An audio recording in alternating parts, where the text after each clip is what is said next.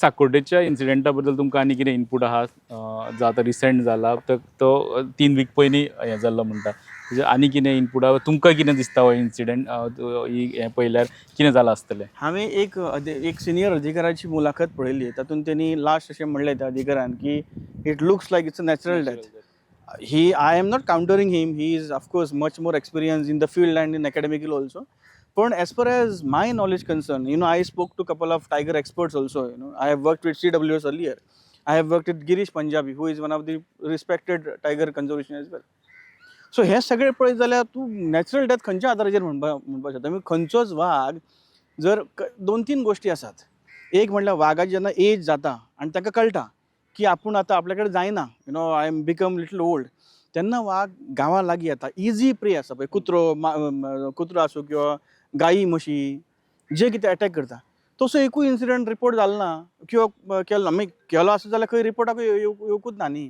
दुसरें, गांवांत खंय कोणाक दिसोंक ना. अचानक मेल्लो कसो दिसतलो.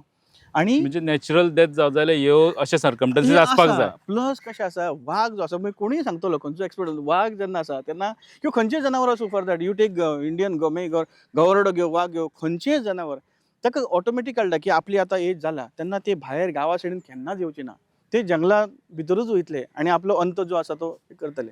त्यामुळे हे सगळे जे प्रोसिजर ते पळयत न्ही जाल्यार ते खऱ्या बऱ्या अर्थान ते एक बऱ्या तरेन इन्व्हेस्टिगेशन जावपाक जाय. ऑफकोर्स NTCAची टीम आसा, फॉरेन्सिकूय आसात, आमच्या डिपार्टमेंटाचे लोक आसात. होपफुली एक बरें कितें तरी इन्व्हेस्टिगेशन तातूंतल्यान भायर सरतलें. आतांचो जो वाघ आसा तो कसो मेलो, कितें मेलो हेका कळपाक खूब डिफिकल्टी आसा. कारण it is too late now. It is too late. But then to conclude it as a natural death or as a suspicious death, it will be too early before an investigation. म्हणून I was a little taken aback. I was surprised with the statement. Looks like, of course, with his experience, he must have said.